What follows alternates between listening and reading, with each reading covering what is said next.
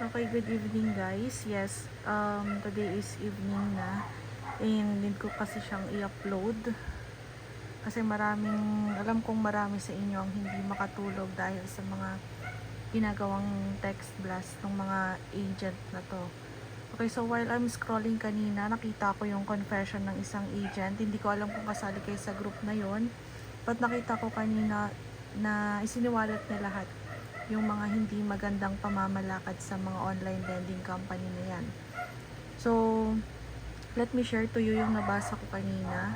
Okay? So, bagong lahat, nais kong ulit magpasalamat sa mga 578 subscribers natin.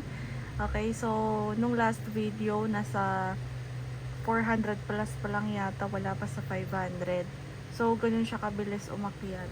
So share and share guys para marami tayong matulungan. Okay, so kung hindi ka pa nakapag-subscribe, maaari kang mag-subscribe sa ating channel and click the notification bell para updated ka sa mga bagong post ng ating channel. Okay, so nandito na, pagtuunan na natin ng pansin yung confession ng isang OLA agent. So nakakatuwa lang kasi mayroon pa palang mga OLA agent na ganito, na concern sa mga borrowers. Okay, so tingnan natin kung ano nga ba yung mga hindi magandang gawain ng mga OLA agent and bakit nga ba hindi ka matakot sa online lending app na yan or mga text blast na yan. So karamihan kasi ng mga tinetext ng mga agent na yan ay ipapabarangay ka, magkakaroon ka ng kaso, magkakaroon ka ng hearing. So tingnan natin kung may katotohanan nga ba yan or pananakot nga lang ba siya. Okay? So may nag-post, hindi niya sinabi yung pangalan niya. Okay, so naka-anonymous participant. Ako po yung agent na nag-post kanina. Masakit isipin, isa ako sa nakulong noong October 2023 pero nakalaya ako dahil naghanap ng paraan ang pamilya ko na makapiyansa. Koi lending ay sarado na simula noong October 2023 yan. Ang mga saklaw niyang OLA na nasa baba ay ang mga bilang agent noon ng Wowpera, Zip Peso, Valley Loan at Lemon Loan. O may mga ano ba kayo dito? May mga lending app pa kayo dito? So share ko lang sa mga pananakot nila na nare-report daw po kayo sa CIC. Hindi po totoo yan. Tingnan nyo ito yung latest post ng CIC na wala silang kinalaman sa anumang lending platforms. So nagpost pala ang CIC na wala pala talaga silang kinalaman sa mga nagre-report na pananakot na ire-report daw kayo sa CIC para magkaroon ng bad credit. Okay?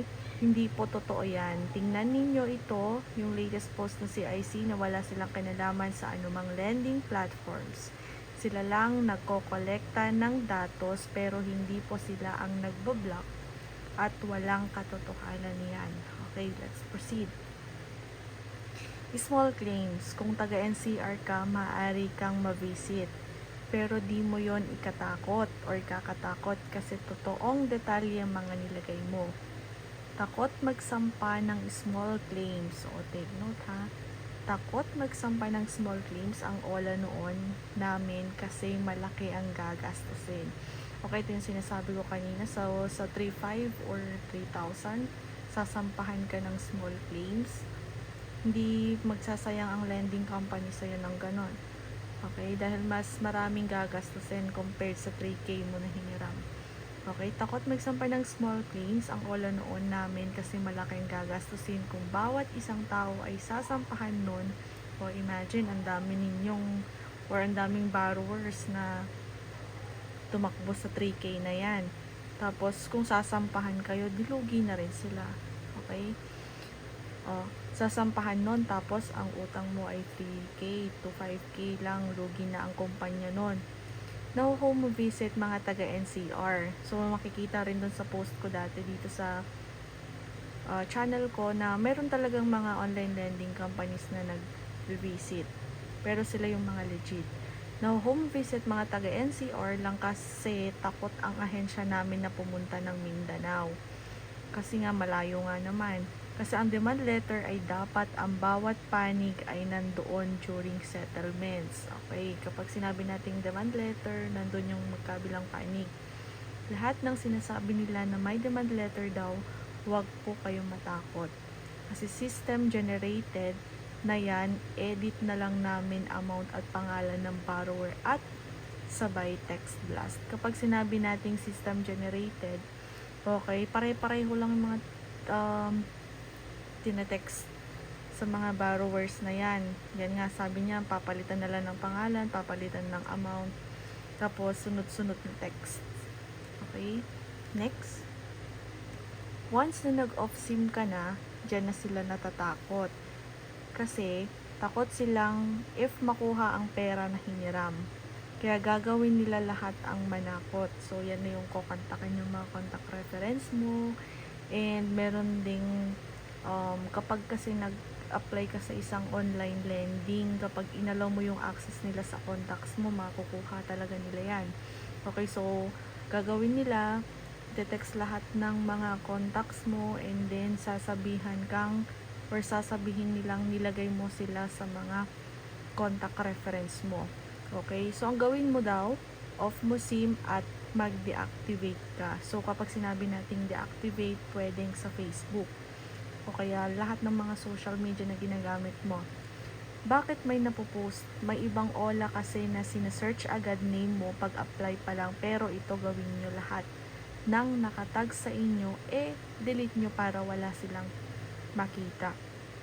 Okay, so may mga nagtataka na borrowers kung bakit or paano nila nakukuha yung mga Facebook, or merong mga borrowers na napopost talaga kasi nga sabi nga sa confession ni Ola Agent, meron na talagang online lending app na nakukuha na yung information sa Facebook bago ka pa makapag-deactivate.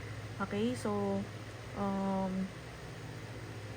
dyan lamang nagtatapos yung kanyang confession. So, sinasabi ko sa inyo guys, huwag kayong matakot. Okay? So, pray and pray lang lagi. Kapag mo problema ka kung saan ka kukuha ng pambayad sa mga OLA na yan, balikan mo na lang sila kung meron ka na. So, ang advice ni OLA Agent, off mo SIM mo at mag-deactivate ka para safe. Okay? So, need mo rin mag-explain sa mga contacts mo na naharas, pero dun sa mga importante lamang na tao sa buhay mo, wag mong i-explain sa lahat. So, hindi naman bago sa kanila na naglipa na talaga ang mga scammers. Okay?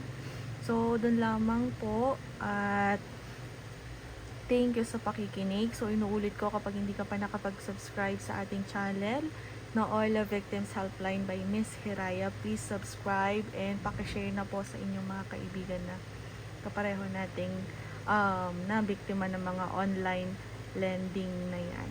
Okay, so thank you so much guys. Bye bye.